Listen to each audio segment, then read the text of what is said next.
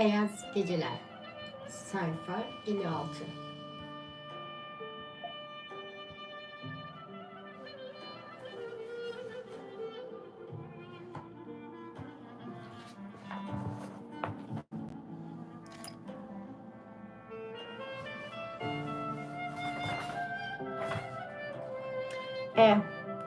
O ise bunu hor gördü, benimle alay etti.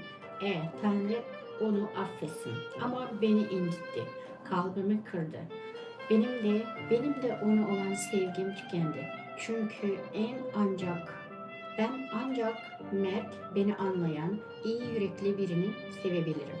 Elbette ama kim bilir, benim iyi yürekli dostum diye devam etti elimi kavrayarak. Kim bilir, belki de benim aşk dediğim duygularıma kanmaktan, kafamdaki hayallerden ibaretti. Belki de sürekli büyük annemin gözetiminde olduğum için yaptığım bir müziklik, bir saçmalıktı. Değil mi? Belki de onu değil, başkasını sevmeliyim. Bana şefkat gösterecek bir başkasını. Belki. Neyse. Bırakalım artık bunu diye ekledi Nasityanka heyecandan tıkanarak. Yalnız şunu söylemek istiyorum. Bilmenizi isterim ki onu seviyor olsam bile ki sevmiyorum. Öyle olsa bile eğer aşkınızın yüreğimden eskisini söküp atacak kadar güçlü olduğunu hissediyorsanız bana merhamet gösterebileceksiniz. Beni tesellisiz, umutsuz, yazgımla baş başa bırakmayacaksınız. Beni daima şimdiki kadar seveceksiniz. O zaman size yemin ederim ki minnettarlığım, aşkım sizinkinden aşağı kalmayacaktır. Şimdi elimi tutacak mısınız? Nasityanka diye bağırdım hıçkırıklıklardan boğulur gibi. Nasityanka, ah Nasityanka, lütfen yeter. Artık gerçekten yeter dedim. Beni zor zapt ediyordu. Artık her şey söylendi. Öyle değil mi? Değil mi? Siz de mutlusunuz, ben de. Artık bu konuda tek sözcük etmek yok. Bekleyin, bana da acıyın biraz. Tanrı aşkına başka bir şeyden bahsedelim. Peki Nasityanka, olur. Yeter gerçekten. Şu anda öyle mutluyum ki ben. Peki Nasityanka, başka bir şeyden bahsedelim. Hem de hemen. Evet, hazırım. Ama konuşacak bir şey bulamadık. Gülüştük, ağlaştık, birbiriyle ilgisiz binlerce söz ettik. Kaldırımlarda yürüdük, aklımıza esti, birden geriye döndük. Kendimizi yolun karşısına attık, derken durduk. Yeniden nehir kıyısına gittik. Çocuklar gibiydik. Tek başıma yaşıyorum Nasityanka dedim. Ama yarın elbette bildiğiniz gibi ben yoksul biriyim Nasityanka. Yalnızca 1200 ruble gelirim var. O da hiçbir şey. Elbette ama büyük annemin maaşı var. Bize yük olmaz. Büyük annemi de yanımıza almalıyız. Elbette büyük annemizi de almalıyız. Ama Matryona da var. Tabii bizim de felakemiz. Matryona iyidir ama bir eksiği var. Hiç hayal gücü yoktur Nasityanka. Zerre kadar hayal gücü yoktur. Ama ne önemi var? Fark etmez, idare ederler. Ama siz yarın bize taşınıyorsunuz. Nasıl? Size mi? Pekala, ben hazırım. Evet, bizim odayı tutarsınız. Bizim üst katı, tavan arasını şimdi boş. Eski sakinin kibar takımından yaşlı bir kadındı. Taşındı. Büyük annem de genç birini vermek istiyor biliyorum. Neden genç biri diye sordum. O da ben artık yaşlandım ama sakın sana koca bulmak için istediğimi falan düşünme dedi. Bense öyle düşünmüştüm. Nasityanka, gülmeye başladık. Peki yeter artık, tamam. Peki nerede yaşıyordunuz? Unuttum da. Şurada. Köprünün yanında. Ee, Baraniko binasında. O büyük evde mi? Evet, o büyük evde. Aa, biliyorum. Çok güzel bir binadır. Ama artık onu bırakacak. En kısa zamanda bizi taşınacaksınız. Hemen yarın Nasityanka? Hemen yarın. Biraz kira borcum var ama önemli değil. Yakında maaşımı alacağım. Biliyor musunuz? Belki ben de ders vermeye başlarım. Kendim öğrenir, sonra ders veririm. Harika olur. Yakında ikramiye de alacağım Nasityanka. Öyleyse yarın kiracımız oluyorsunuz. Evet, birlikte Sevil berberine gideriz. Yakında tekrar sahnelenecekmiş. Gideriz ya, dedi Nasityanka gülerek. Yok, berbere değil de başka bir şeyi görsek daha iyi olur. Peki öyle olsun. Başka bir şeye gideriz. Tabii öyleyse daha iyi. Düşünemedim. Böyle konuşuyor, dumanla, sesli kaplanmış gibi ne yaptığımızı hiç fark etmeden yürüyorduk. Kah bir yerde durup uzun uzun çene çalıyor, kah yine kendimizi caddelere sokaklara vuruyor. Kahkahalar ve gözyaşları içinde Tanrı bilir nereye yürüyordu. Bazen Nasityanka'nın aniden eve dönesi geliyor. Ben de ona itiraz edemeyip evine kadar eşlik etmeyi öğreniyordum. Yolu koyuluyor ama 15 dakika sonra kendimizi birden yine nehir kıyısındaki bankamızı buluyorduk. Bazen Nasityanka derin derin iç çekiyor, gözlerini yaşlar doluyor. Bense endişeyle ürperiyordum. Ama o yine elimi kavruyor, beni çekip yeniden yürümeye, çene çalmaya, konuşmaya sürüklüyordu. Artık gitmem gerek, çok geç oldu sanırım, dedi sonunda Nasityanka. Bütün gün çocukluk ettik, yeter değil mi? Peki Nasityanka, ama uyuyamam artık, eve gitmem ben. Sanırım ben de uyuyamayacağım ama eve kadar bana eşlik edersiniz. Elbette. Ama bu kez mutlaka eve varmamız gerek. Elbette, elbette. Ama söz değil mi? Çünkü önünde sonunda bir ara eve dönmemiz gerek. Söz veriyorum, dedim gülerek. Gidelim öyleyse, gidelim. Göğe baksanıza Nasityanka. Bakın, yarın harika bir gün olacak. Göl ne kadar mavi, hele şu ay. Bakın, sarı bulut şimdi ayı örtecek. Bakın, bakın. Hayır, seyirip geçtiler. Şuna bir baksanıza. Ama Nasityanka buluta bakmadı. Ağzını açmadan oraya mıhlanmış gibi duruyordu. Bir dakika sonra biraz ürkekçe bana sokuldu. Elleri avucumda titriyordu. Ona baktım, bana daha da yaşlandı. O sırada yanımızdan genç bir adam geçiyordu. Adam birden durdu. Dik dik bize baktı ve sonra birkaç adım daha attı. Yüreğim yerinden fırlayacaktı. Nasityanka, dedim kısık bir sesle. Bu kim Nasityanka? O işte, diye yanıtladı fısıldayarak. Bana daha da sokuldu ve daha sıkı sarıldı.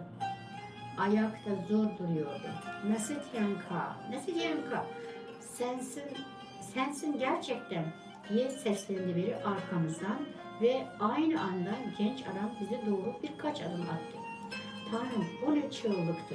Nasityanka nasıl da titredi. Ellerimden nasıl da kurtulup ona koştu. Orada ölü gibi kalmış. İkisini izliyordum ama Nasityanka adamı elini pek gönülsüzce uzattı. Sarılışına da pek tutup karşılık verdi.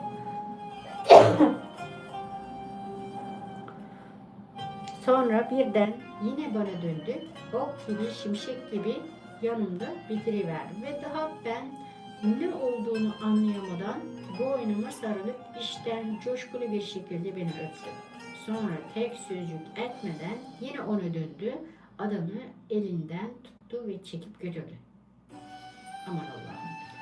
Uzun süre orada arkalarından bakıp kaldım. Çok geçmeden gözlerimin önünde yitip gittiler.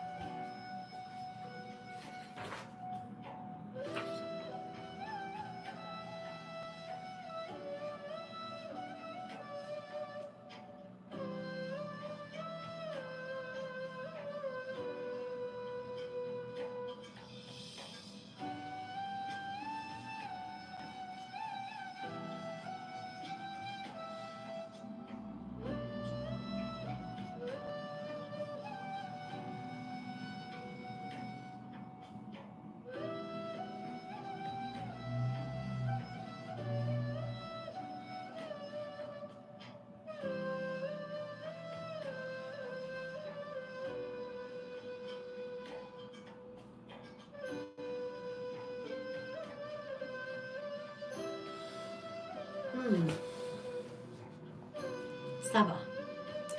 Gecelerim o sabahla sona erdi. Kötü bir gündü. Yağmur yağıyor, kasvetle pencereme vuruyordu. Odam karanlık, dışarısı kül rengiydi. Başım hem ağrıyor hem de dönüyordu. Gövdemi ateş basmıştı. Sana mektup var beyim. Postaneden postacı getirdi. Dedim Matryona başıma dikilip. Mektup mu? Kimden? diye bağırdım sandalyemden fırlarken. Bilmem ki beyim. Sen bir bak. Kimden olduğu yazar. Zarfı hemen yırttım. Evet. Ondandı. Ah beni affedin, affedin beni diye yazıyordu Nasikiyan'dan. Diz çökmüş size yalvarıyorum. Affedin beni. Hem sizi hem kendimi kandırdım. Her şey bir rüyadır, bir hayal. Bugün sizi düşünüp nasıl azap duydum. Affedin beni, affedin. Beni suçlamayın. Çünkü size karşı hislerim değişmiş değil. Sizi hep seveceğimi söylemiştim. Şimdi de seviyorum. Hatta sevdikten daha fazlasını hissediyorum. Ah Tanrım, keşke ikinizi de aynı anda sevebilseydim. Ah, ah keşke siz o olsaydınız. Ah keşke siz o olsaydınız. Sözleri kafamda yankılandı. Bu sözlerini bir yerden anımsıyorum Nasityanka. Tanrı şahidimdir. Sizin için her şeyi yaparım. Bu durumun sizin için ne kadar ağır ve acı verici olduğunu biliyorum. Sizi küçük düşürdüm ama biliyorsunuz, seven kişi kırıldığını kolay unutur ve siz beni seviyorsunuz. Kırgınlığını kolay unutur. Size müteşekkirim. Bu sevgi için size müteşekkirim. Çünkü aşkınız uyandıktan sonra bile uzun süre unutulmayan tatlı bir rüya gibi mühürlendi zihnime. Çünkü bana dostça yüreğinizi açtığınız günü ve benim ölmüş yüreğimi esirgemek, iyileştirmek, diriltmek üzere bir armağan gibi kabul ettiğiniz anı sonsuza dek anımsayacağım. Beni affedersiniz. Hatıranız size duyduğum sonsuz bir minnettarlık duygusuyla perçinlenerek ve bu duygu asla yok olmayacak. Bu hatırayı saklayacağım, hep koruyacağım, asla ona ihanet etmeyeceğim, yüreğimi aldatmayacağım. Yüreğim fazla sadıktır.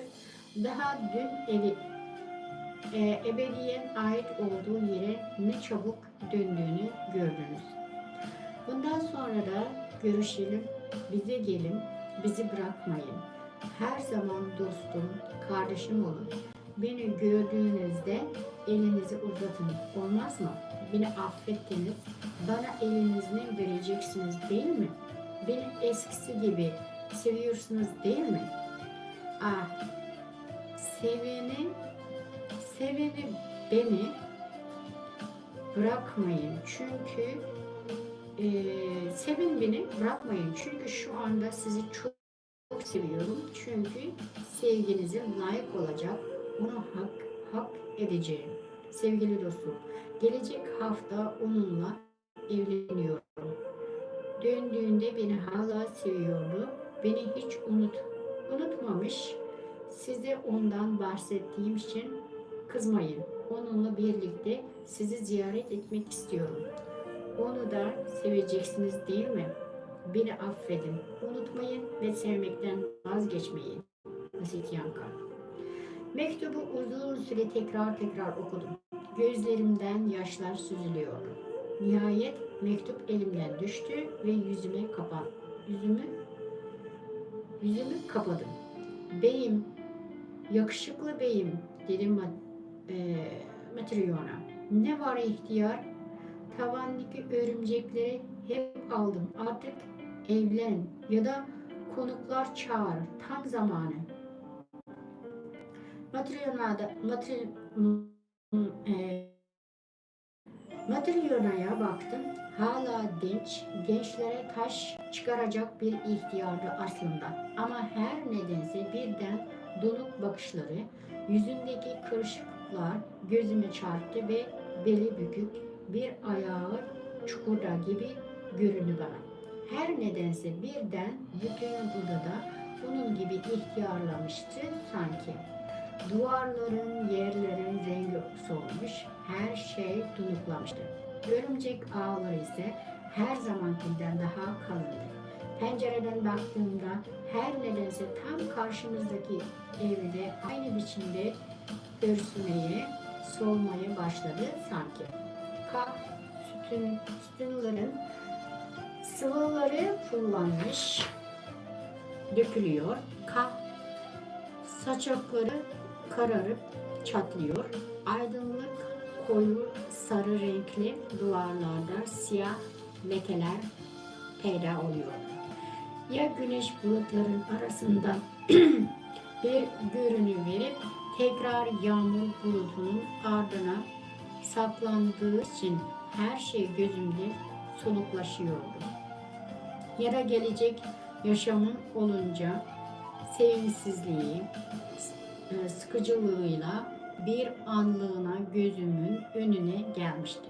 Kendimi 15 yıl sonra yaşlanmış ama şimdiki gibi aynı odada, aynı yalnızlıkta, yanımda da geçen yıllar boyunca zerre kadar akıllanmayan aynı Matryona'yla görmüştüm. Ama beni kahredişini unutmamak Nasityanka. Senin o berrak, lekesiz, mutluluğuna kara bir bulut gölgesi düşürmek, duyduğum acıdan yakınarak yüreğine dert olmak, onu gizli pişmanlıklara sızlatmak, en mutlu anlarda bile bir parça üzüntüyle çarpmasına neden olmak, onunla kol kola rahibin huzuruna yürürken o kapkara büklelerini tutturduğum narin çiçeklerin bir tanesini bile kırma ihtimali. Ah, asla. Senin gün hep berrak olsun. Tatlı gülüşündeki ışıltı ve dingillik hiç eksilmesin. Bir başka yalnız minnettar yüreği bahşettiğin o bir anlık mutluluk ve neşeşin talihin hep açık olsun. Tanrım, bir anlık mutluluk, koskoca bir ömürde az şey mi?